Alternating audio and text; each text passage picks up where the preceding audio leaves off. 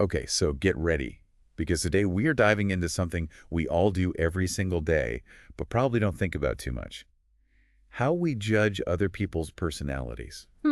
Interesting. Right, like we've all done those silly quizzes like, what kind of Brit are you? Right. But the research we're going over goes way deeper into how these judgments actually affect our lives.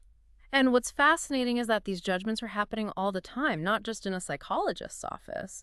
And they affect us much more than we probably realize. So you're saying it's more than just like a fun game of, can I guess if you're an introvert? Exactly. These judgments have very real consequences. Ooh, okay, I see what you mean. Think about like the classic example of a shy person. Yeah, They might be perceived as like cold or aloof, even if they're just nervous. right. And that perception can lead to them getting fewer invitations, less practice being social. Uh-huh. And then that just makes them even more shy. Like it's a self-fulfilling prophecy. Oh, that's just like the Pygmalion effect, right? Yeah, Where like, if you believe in someone, right. they actually rise to the occasion. Exactly.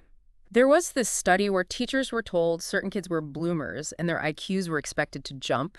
Yeah, okay. It was a totally random selection of kids, but the scores of those kids actually did improve more than the other kids. Wow. Just the expectation from the teachers created a more encouraging environment, which led to real results. So even like unspoken expectations have real power. Yeah. That's incredible. Yeah. But how does this play out in the real world, outside of a lab? Well, it's more nuanced, of course. Yeah. Real life expectations aren't random like they were in the study. They're based on things like past grades or the opinions of friends. Right. So it's not as simple as completely transforming someone. It's more like those expectations magnifying tendencies they already had. So like a teacher expecting you to do well because you have in the past might push you a bit harder, but it's not like magic. Okay, that makes sense. But let's go back to judging in general. Like, how can we know if we're even right when we judge someone? Is it all just like a gut feeling? Not at all. There's a system called convergent validation. Convergent validation. Yes. Think of it like the duck test. Like if it looks like a duck, walks like a duck, and quacks like a duck, then it's probably a duck. Okay, I like this duck test. Basically, if multiple pieces of evidence all point to the same conclusion, then it's probably accurate. So for judging personality, we shouldn't rely on just one person's opinion. Right. We would look for agreement between several judges. So, like, do your friends, family, and even you all agree on some of your core traits? Okay. And does that judgment actually predict your behavior? Like, if someone is labeled as conscientious, but they're always late, that's a red flag. That maybe that judgment isn't so accurate. Yeah, that makes sense. Yeah. So checking for a consensus among several people and also real-world proof. Okay, so what about first impressions? Are those ever accurate, or is it just our brains making things up? Well, once again, it's not quite a simple yes or no. Research suggests we can judge extroversion and agreeableness with surprising accuracy just from looking at someone's face. Hold on, so you're saying that our faces are like personality billboards? It's not that simple, but there are configural properties like the overall arrangements of features that give clues. It's not like a big nose means you're stubborn or something like that. It's the whole picture. But studies have shown that people can distinguish between introverted and extroverted faces with a pretty high degree of accuracy. Well, I'm a little skeptical, but intrigued, for sure. Are there other tells that we pick up on besides faces? Oh, tons. There's clothes, voice, even paste in music. Oh, really? Like, think about how people judge each other's Spotify playlists. Okay, you are reading my mind, because I'm totally guilty of that. Yeah. But really, is there science behind that? There's a correlation. Research has found that people who like reflective and complex music, like New Age, tend to be more open to new experiences. And people who like more aggressive music, like heavy metal, are more likely to be curious and risk takers. So the metalheads aren't just trying to be rebellious. Right. Their music actually reflects something deeper. So Yeah. we're all kind of like amateur detectives trying to profile each other all the time. In a way, yes. That's funny. But some people are way better detectives than others. Right. And this is where we come to the good judge. Ooh, the good judge. Those are the people who excel at being able to read other people. Okay, so tell me, what makes a good judge so good?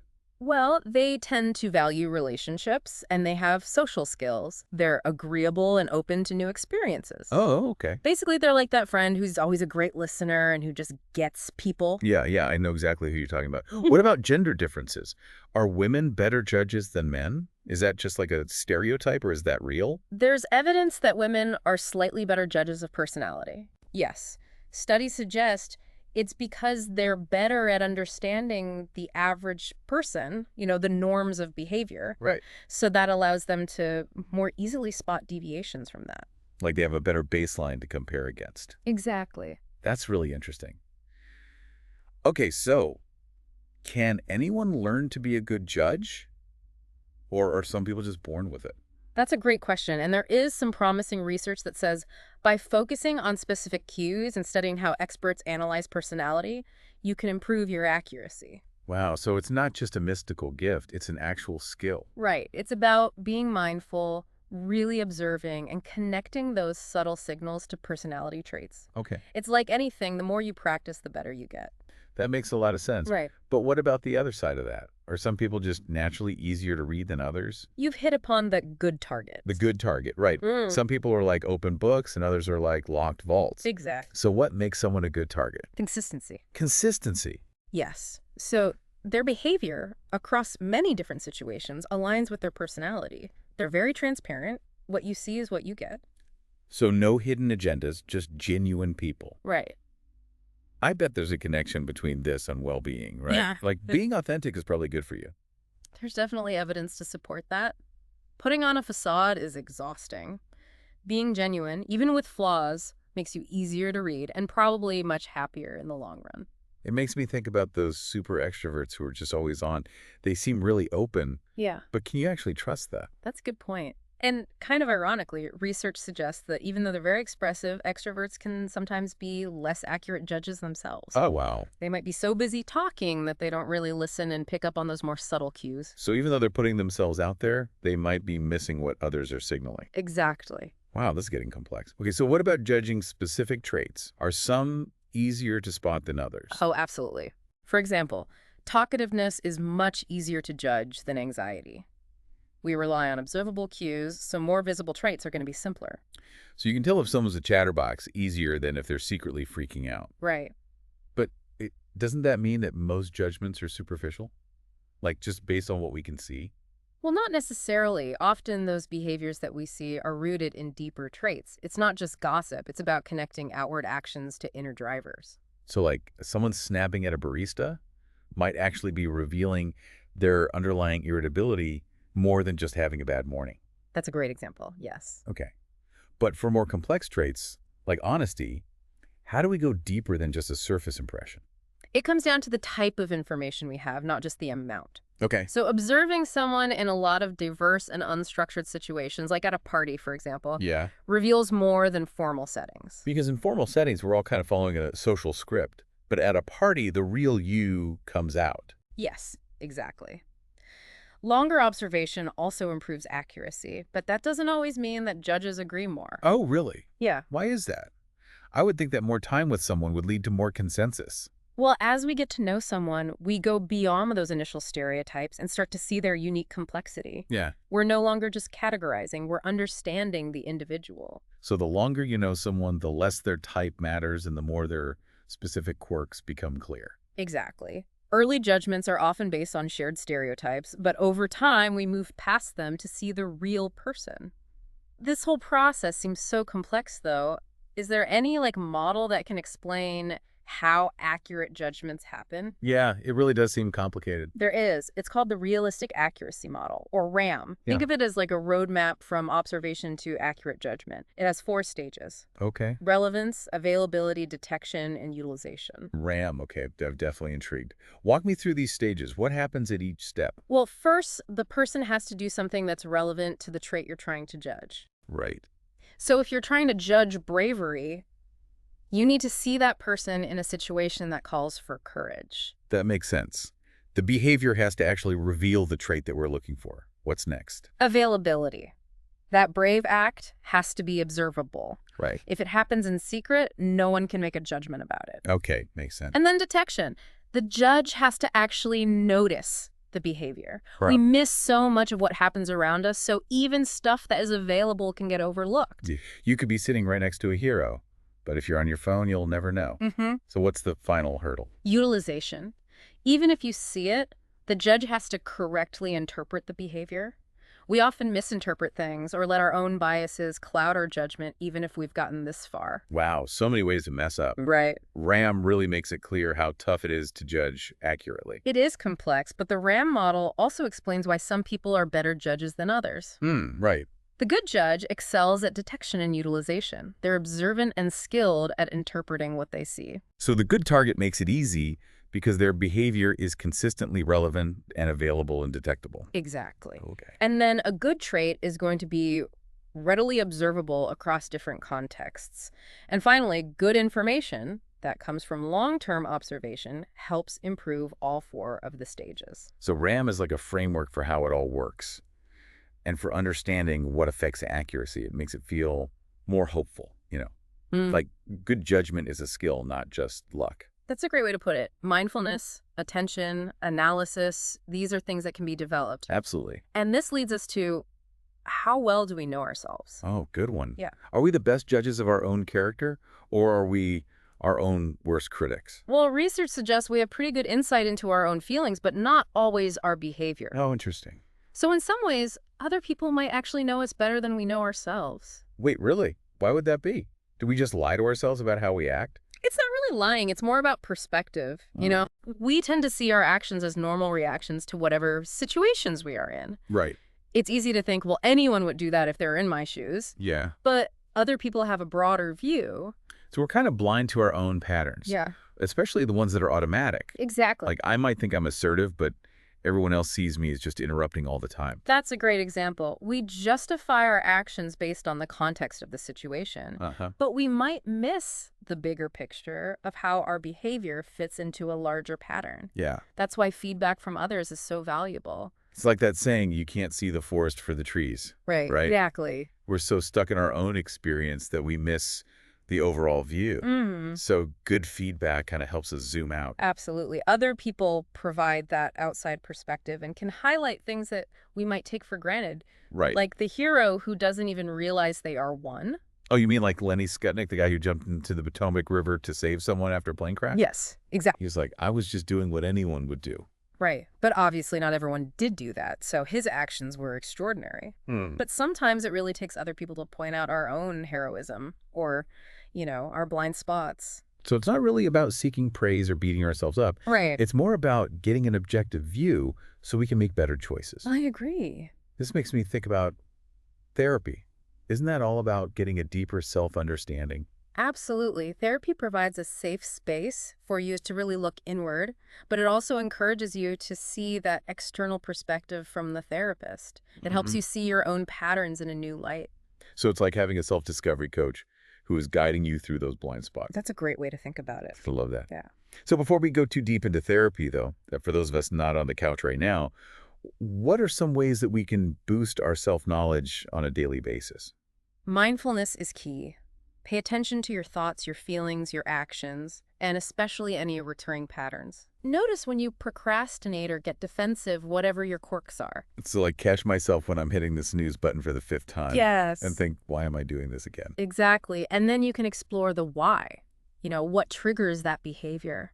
Are there any underlying beliefs or fears? It's like detective work, but on your own mind. Gather evidence, keep a journal, maybe talk to some trusted friends. Okay. Even personality tests can be helpful sometimes. So it's kind of like combining introspection with outside views to create this 360-degree self-portrait. I like that. And I bet stepping outside your comfort zone is really important too. Yes, you got it. New experiences, new people, challenging situations. These can reveal parts of yourself that your normal routine hides. Right. It can be scary, but real growth happens when you're outside of that comfort zone. So self-knowledge is this ongoing journey that's always evolving. It is. I'm curious, in all this research, is there anything that really surprised you? Honestly, the thing that surprised me the most was the power of first impressions, especially faces. It's amazing how much leaks out even when we aren't trying to show it through those configural properties that we talked about. Right, like the overall arrangement of your facial features can reveal things like extroversion. Yeah. But it's more than that, right? Yeah. Even these really quick micro expressions matter. It's incredible those tiny movements that last for just a fraction of a second can reveal your emotions and maybe even something deeper about your personality. So our faces are constantly broadcasting even when we don't know it. It's true, we're all like walking lie detectors subconsciously reading each other all the time. Wow, that's a cool way to think about it. And Yeah. this isn't just faces, right? That's also body language, tone of voice. Exactly. It's like a secret language that we're all speaking. Hmm. The more we understand it, the better we can navigate our social world. This is mind-blowing. So if we're the ones sending these signals, can we control them? To an extent, yes. Like hack the system to be perceived the way we want? Being mindful of your posture, your eye contact, your tone of voice can definitely shape the impression you make on others. Right. But it's a balancing act. Yeah, because if you put in too much effort, it becomes a facade. Exactly. And we know that's both tiring and makes you a bad target for accurate judgment. Right. Authenticity is key, but that doesn't mean you should ignore how you come across to others. Right. It's more about aligning your outward signals with your true self as best as you can. Intentional, not manipulative. Exactly. I love that this has been so insightful. I feel like I'm way more equipped to deal with all this judgment stuff now. I'm glad to hear that. But one last thing, we talked about getting feedback, but giving it well is tough too. It is. How do you give feedback without being a jerk? That's an excellent point. Feedback done right can really help others grow. Yeah. It's about being specific and focusing on behaviors, not traits. Okay. So instead of saying you're negative, you could say, I noticed that you focused on the downsides during that meeting. So just describe what you saw without judging the person as a whole. Right, a focus on things that are changeable. There's no use in criticizing someone's height or some deeply ingrained personality quirk that's just mean. Right? Feedback should be helpful, not a way to make someone feel bad. And it should be delivered with empathy, not like, I told you so. Absolutely. And you want to choose the right time and place to give feedback. Don't do it publicly or when emotions are running high. Yeah. And remember, it should be a two-way street. Mm. Be open to their perspective, too. So even when we're giving feedback, we're still judging, observing, and hopefully learning. Precisely. Yeah. And when it's done well, it builds understanding on both sides. I like that this deep dive has been incredible, from split-second impressions to the depths of self-knowledge. Yeah. Who knew there was so much to unpack about how we judge each other? It's a constant part of our lives, whether we realize it or not. And like you said, the more we understand the process, the better we'll be at connecting with others. Absolutely. Oh. But before we send everyone off to analyze everyone they meet, what's one key takeaway you want them to hold on to? I think the most important thing to remember is that a personality judgment isn't a final verdict. We're all works in progress. Right. Embrace that journey of self-discovery, be open to feedback, and just approach everyone with curiosity. I love that. So as you go about your day, pay attention to those signals, challenge your assumptions, and remember, everyone has a story. But hey, speaking of stories, what about that bedroom decor thing we talked about at the beginning? Oh, right. Is there really a link between our personalities and how we decorate? Oh, there absolutely is. Studies have shown some fascinating correlations. Okay. For example, people who are high in conscientiousness, they tend to have very organized and tidy bedrooms. Oh, interesting. So it's like their personality just kind of spills over into their physical space? Yeah, exactly. Okay, so if my sock drawer is a black hole, Yeah. am I just doomed to be disorganized forever? Well, not necessarily. Okay, It's yeah. just a correlation, remember? Right, right. There are always exceptions, but it does kind of suggest that our surroundings can reflect parts of our inner world. That's so interesting. It's like our bedrooms are like a personality fingerprint. Exactly. And it's not just about tidiness either. Research has shown that people who are more open to experience, they tend to decorate with a lot more variety and unique items. Oh, that makes sense. So like those people with those really cool eclectic gallery walls and quirky vintage finds, they're probably like the more adventurous types. Yeah, there's a good chance of that. And then on the flip side, people who are higher in neuroticism tend to have bedrooms that are more cluttered and chaotic. Oh, man. That makes me think of my friend who has piles of clothes everywhere and can never find anything. Maybe their anxiety is manifesting in their decor. It's possible. Of course, we can't diagnose anyone based just on their bedroom, Right. but it's interesting how our mental state can have an impact on our physical environment. This is all so fascinating. It's like we're peeling back the layers of personality one dust bunny at a time. And it's not just about what we choose to display, it's also about the colors that we surround ourselves with. Oh, right, yeah. Like, for example, people who prefer cool colors like blue and green tend to be more introverted and analytical. Oh, okay. And so I bet you're going to say that people who gravitate towards warmer colors like red and orange are more outgoing and energetic. You got it. Our color preferences can say a lot about our temperaments and our emotional tendencies. This is making me want to redecorate ASAP. I'm going to go channel my inner extrovert with some bright yellow throw pillows. Well, just remember that ultimately your bedroom is your sanctuary. It should reflect what makes you feel comfortable and happy. That's a really great point. It's not about trying to fit into some personality mold. It's about expressing your true self. Exactly. And speaking of true selves, we've been talking a lot about how to judge others and even ourselves. But at the end of the day, the most important judgment is the one that we make about our own lives. That's so true. Like, are we living authentically? Are we pursuing our passions? Are we making choices that really align with our values? Those are the big questions, and they're not always easy to answer. No, they're not. Yeah. But by understanding ourselves better, by paying attention to those subtle cues, both internal and external, we can start to make decisions that lead to a more fulfilling life. This has been such an eye-opening deep dive into the world of personality judgment. I feel like I have a whole new toolbox for understanding myself and other people. And remember, it's not about becoming some master manipulator or some perfect judge. That's right. It's about appreciating the complexity of human nature. Yeah. And using that knowledge to build stronger connections with each other. Beautifully said. So, as you go about your day, pay attention to those subtle signals, challenge your assumptions, and remember, everyone has a story. And hey, maybe take a peek at your bedroom tonight. You might be surprised at what it reveals about you. Yeah. Until next time, keep those brains buzzing.